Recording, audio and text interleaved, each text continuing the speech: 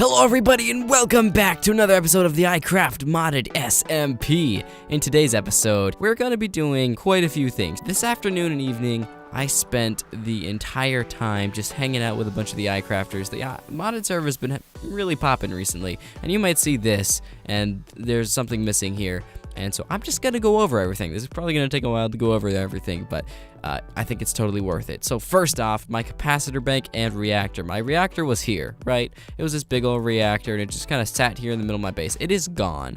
There is another reactor in my basement, which is absolutely massive, which I will show off in a little while. All the capacitors I had at the end of the reactor have been moved over here, and it turns out if you shift right-click on reactors, oops, that's my sword. If you shift right-click on reactor casings, they actually switch in display. So if you like switch it, you can actually see like which one is which. So like now I can see input and output and things like that. But this way I can see how much input and output I'm getting. Anyway, I've also gotten into RF Tools Dimensions, which is what all this stuff here is. The reason I have it directly attached to these capacitor banks is so it gets as much power as possible, because these dimension builders need a ton of power to live. Right now I'm running a dimension made entirely out of Yellorium, and it is taking 50,000 per tick to stay alive. That is why it is outputting 55,000, inputting 65,000. I'm probably going to up the reactor a bit, but guys, if I stand here, you can see I've got bottom floor, roof. I added some teleporters. Also, if I shift with my sword, I can use the sword. These are called travel anchors, and the ender can use travel anchors, but if you don't have an ender, you can just stand on the travel anchor and use it like this. Now, when I turn around, you're going to see my reactor. It is quite massive, so prepare for this. 3, 2, 1. Here it is. So it's gotten slightly bigger than last time.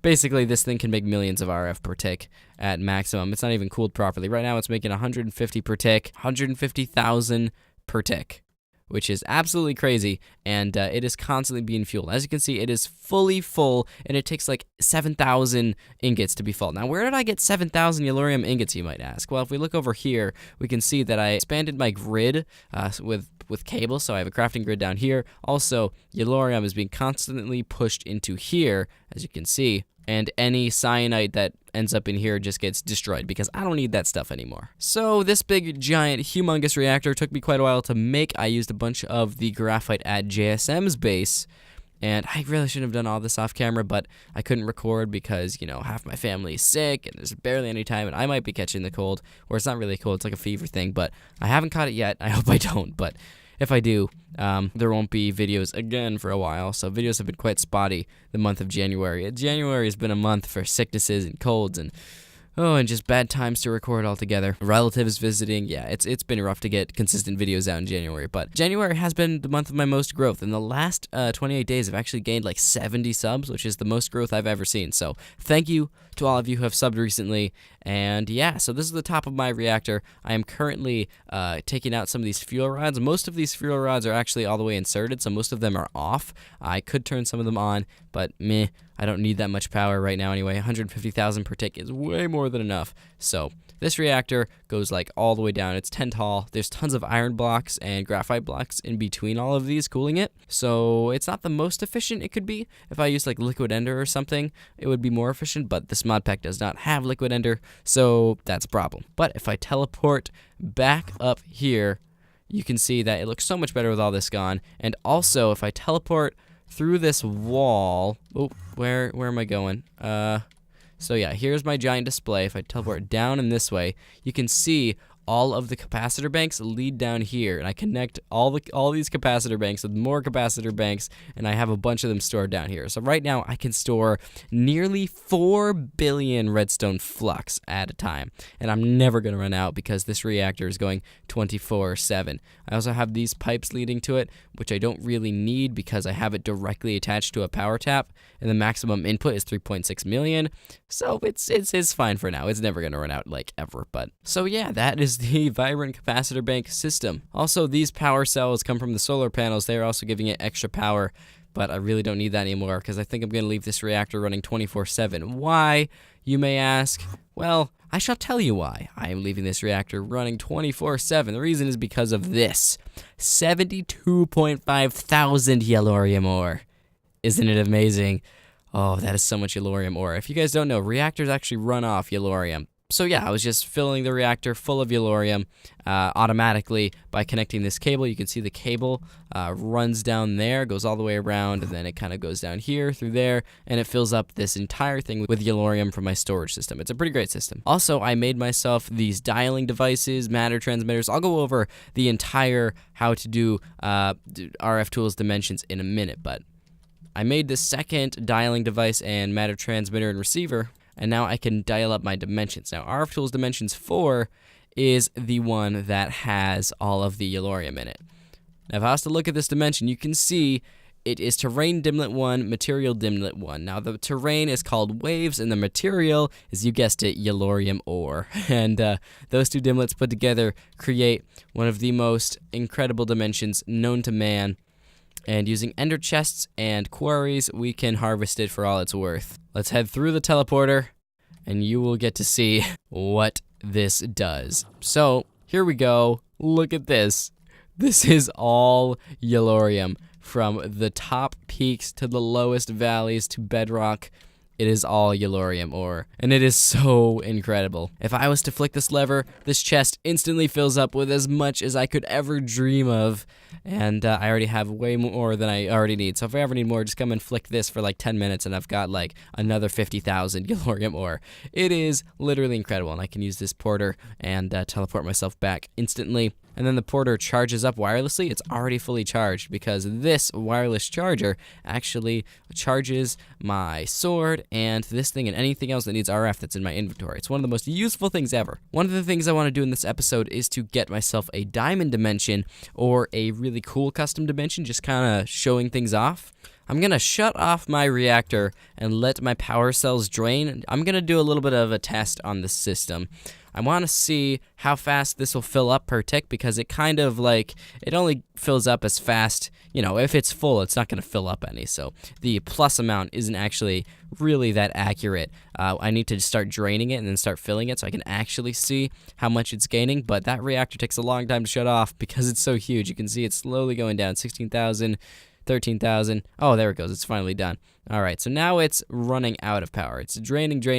Now I have this dimension here, which I'm going to destroy. If we take the Realize Dimension tab, which you can craft pretty easily, we can put it in here into the dimension editor, add it with a piece of TNT, and it will destroy the dimension and delete it so we can no longer dial it. Now, you don't need to do anything to the dialer. If you make a dimension, it will appear in everybody's dialer, so don't worry about hooking that all up. That works automatically. Now, I don't know what ID3 is. What is ID3? I really need to delete that dimension, but I forget what it is. Now, I don't know if I can delete that dimension because I don't know if I have it anymore, so I might be limited on dimensions. Oh. That's not good. That is very not good. That's not good. I should have thought of that. I'm an idiot. You don't join a dimension that's half dead. That's for sure. Oh my. Well, I didn't really have much on me either way. I had a porter, cloud pet. Oh, cloud pet. Oof. Okay. Other than the cloud pet, everything else I can instantly craft again, so only really lost a cloud pet there. I mean, I'd love to be able to go back to that dimension, but I don't really know how to delete it. What I mostly need was Vibrant Crystal, Ender Crystal, and that's about it. And the Anvil pet will slowly repair this thing for me. All right, let's get my Ender back. We got that. We got that, and now it has empowered and travel and stuff. So now it should automatically charge up. Yep, that wireless charging, making the world go around. And the Anvil pet should slowly charge it over time. But now I can teleport around again, which is pretty great. That's all I really wanted. Okay, guys, so there is definitely no getting my stuff back. This Dimension ID 3, I have no clue how to get it back because of how dimensions work. So if I was to take this dimension tablet, plop it in one of these, it would start to build the dimension, then I could access it, right? It would all be good. And if I could put this in here, extract, and you can use dimlets to randomize the dimension. This is what I did when I made Dimension ID 3. I stored some dimlets, then I made the dimension. But what I didn't do is destroy it before extracting the dimlets. And then once I separated the dimlets from the dimension tab, everything got all crazy, and I was no longer able to create the dimension tablet for ID3 anymore. If you understood any of that, awesome. You understand RF Tools dimensions because If you know a bit about RF Tools Dimensions, you should be able to get quite a bit of that. But yeah, so all the materials for ID3 were taken out of the Dimension tab, and then, you know, like the dimlet here was put back in the storage system, something else was put there. I might have even disassembled some dimlets by accident. So yeah, there's no getting Dimension ID3 back. I'm just gonna have to deal with that. Oh, look at this thing charging wirelessly. Boink, can teleport right back. I think I'll make some dark steel armor, guys, and I'll make it empowered, because when it's empowered, it can do crazy things. I'll also keep the anvil pet on me to keep stuff repaired up most of the time, because anvil pet actually heals up a decent bit of durability. But as you can see, it is slowly turning all the yellowite ore into yellowite ingots, and it also automatically keeps the reactor topped up. Now, what I'm going to do, because this thing has lost about 500 million RF, I'm going to teleport back down and turn it back on, and it's going to kick all the way up to hundreds, or well, like 100,000 per tick, and hopefully I will be able to see that, because that is the current experiment. So input 50,000, 60,000. How high will it go? 70, 80. Okay, so it does accept all those high inputs as long as it has the overhead for it. That is good to know. 100,000. Oh man, look at that. Look at that input versus output. That is something. That is something right there. It is charging so fast. This thing can definitely keep all the dimensions powered, that's for sure. So guys, what I'm gonna do is ask JSM to delete this dimension with his admin powers, because there's literally no way we'll be able to delete it the normal way, because I have lost everything, and yeah, I can't get it back. But until then, we will make ourselves the dark armor. First, I need to learn how to make dark steel. Well, obsidian, coal, and iron. Alright, that is easy.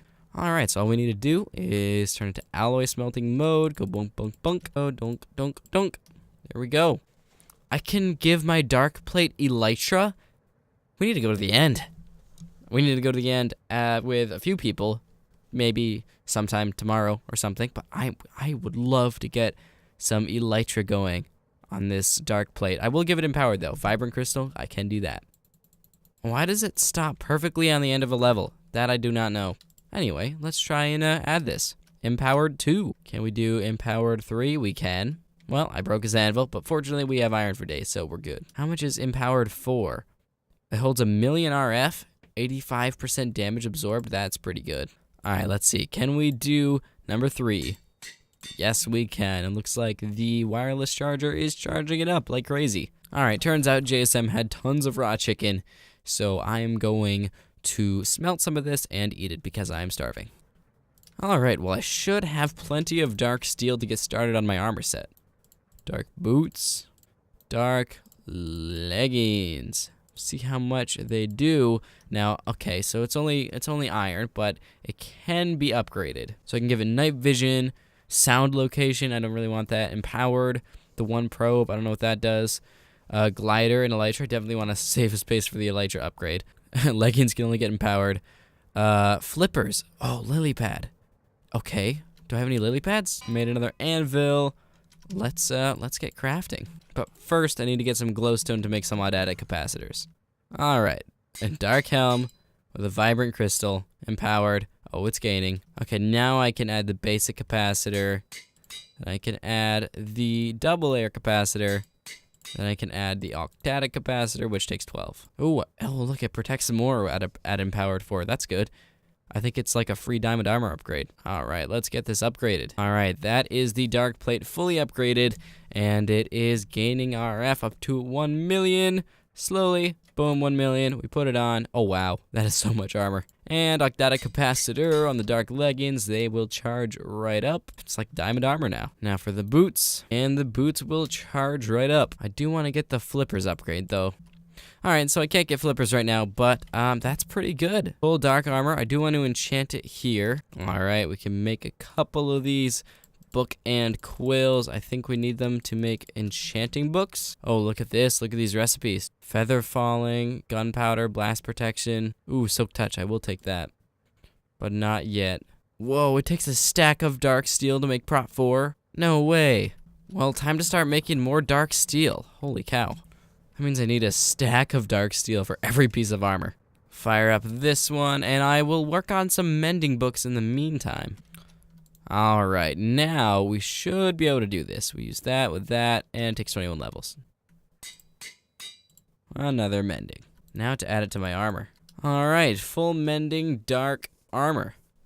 Now to add some protection. The problem with that is that it takes a lot of dark steel. A whole stack of dark steel. One thing I did lose when I died in that dead dimension was my pickaxe, and so I'm kind of borrowing this one until I can make another really good tinker's pickaxe. But I have a better idea for it anyway. I can make it with a slimy handle and a paper binding. It'll be great. Alright, that's both of those fully stocked up. Now they just have to smelt the dark steel for another, like, forever. I do have enough to get 2 other armor pieces done. So while that continues to smelt, I will get 2 more done. Alright, a stack of dark steel and a book. Prot 4. Another stack of dark steel and a book. Prot 4 again. Now to apply it.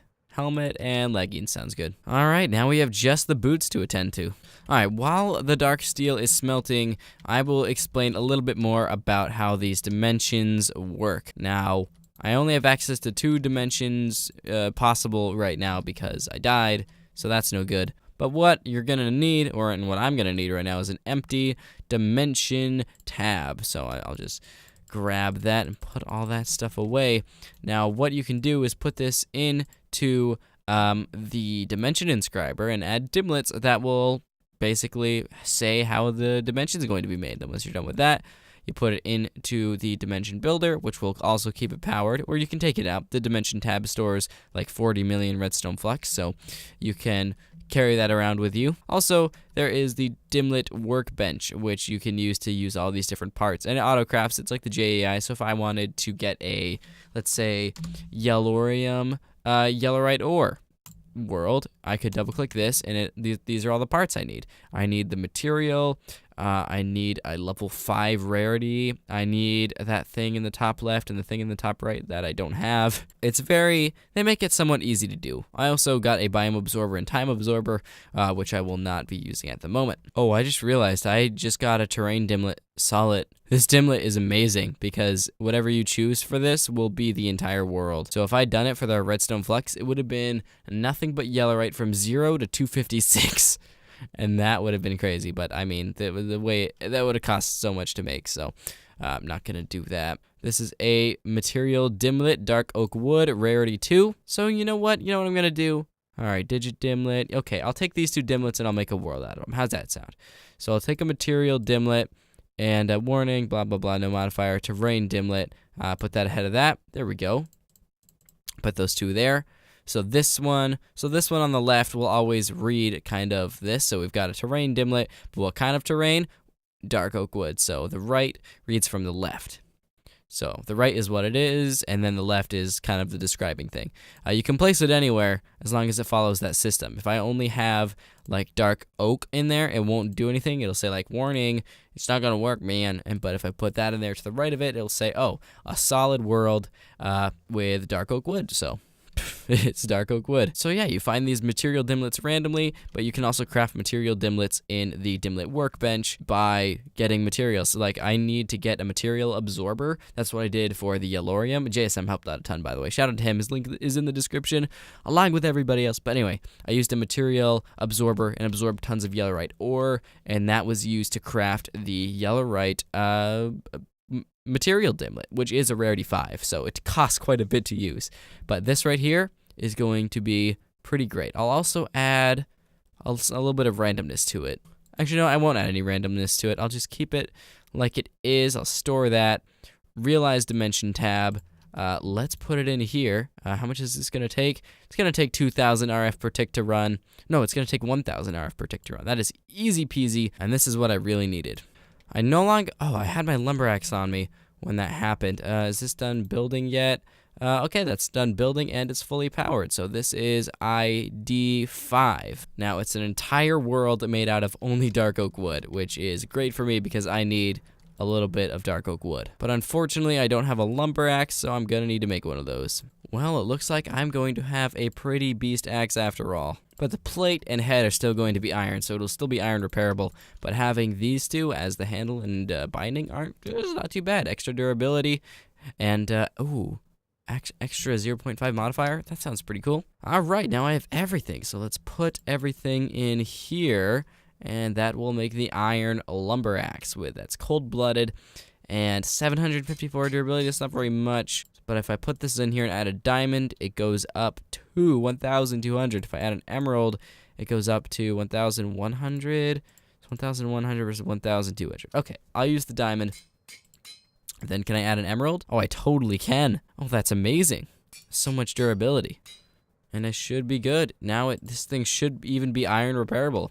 So, and if it's one thing I have, it's iron. So, I think I'm good in that department. Oh, but looks like our dark steel is done, so we can finally get the last piece of protection on our armor. But I do need to get sharpness for this sword and looting. That'd be nice. Here we go. Prot 4. Grab my boots.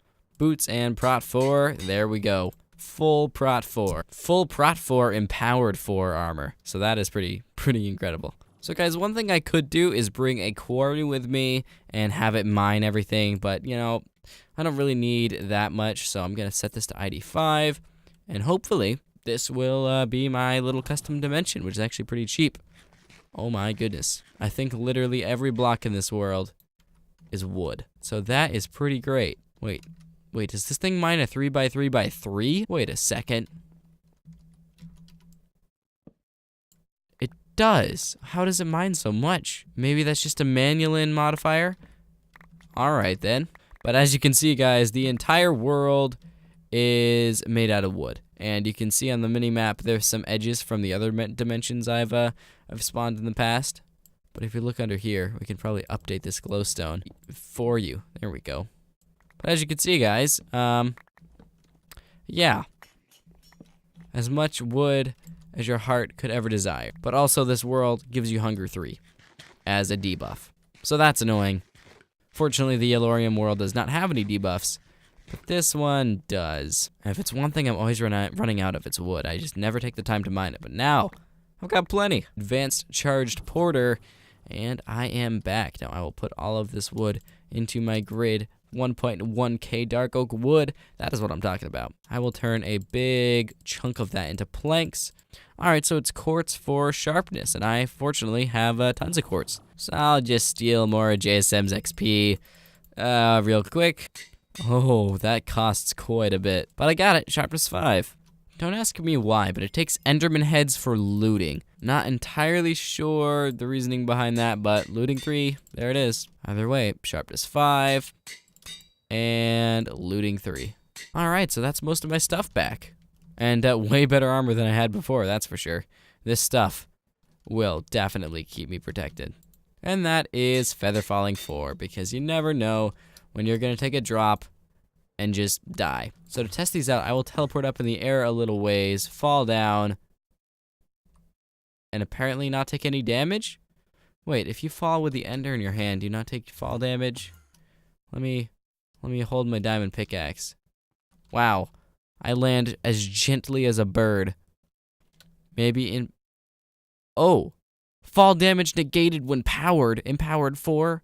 Okay, so because it's powered, I take no fall damage. Fall damage absorbed by power. Oh, wow. Okay, then. I do not need to worry about fall damage. That Feather Falling 4 was kind of a waste, but I don't care. Well, it said Feather Falling... Well, Feather Falling might help. It said fall damage absorbed by, like, the RF. So maybe by having Feather Falling 4, it'll use less RF when I fall? Possibly. So yeah, guys, that's kind of what I've been up to. And now I'm super, super decked out again. I mean, I don't think I even really need a cloud pet. I've got this sword I can kind of fly around with. I don't take fall damage. So cloud pet, really not as useful anymore. Although flying as fast as a cloud pet is definitely super useful. I'm already up to 21,000 Yellorium ingots. I don't think I'm gonna run out of space.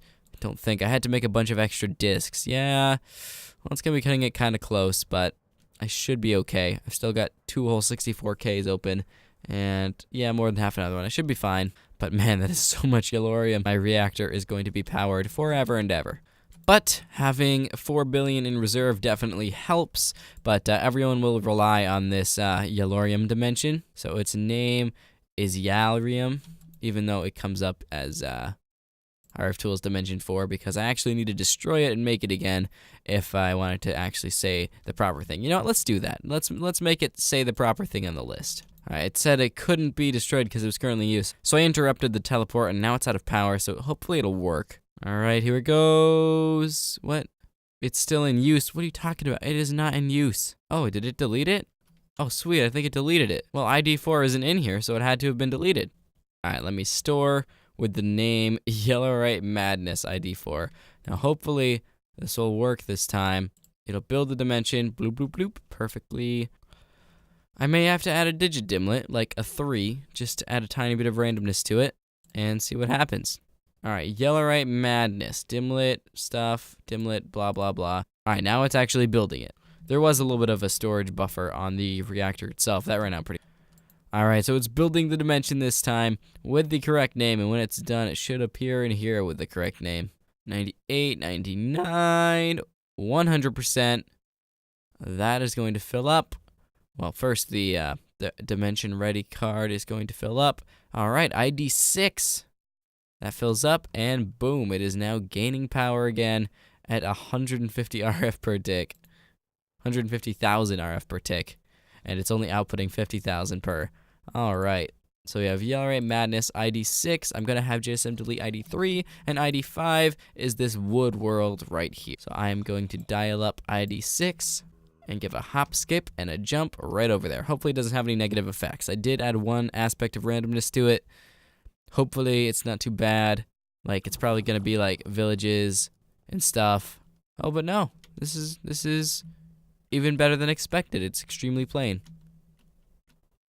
There are occasional chance cubes and whatnot, but extremely plain.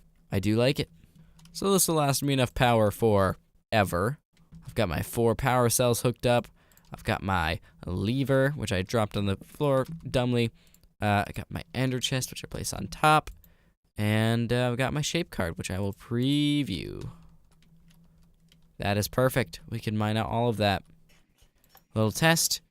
It should start filling up with Yellowite. Yep, that is all I needed. All right, I'll keep the preview on so that other people can see what I'm going to be mining. These are crackstone bricks, pine wood, and dirt. Well, we can make a dirt dimension now. Amazing. Ooh, an obsidian dimension. Oh. Yo, obsidian dimension. Bring a builder in there, mine obsidian. 30,000 RF per tick, main 1,000. Oh, only 9,000 to maintain. That's not bad.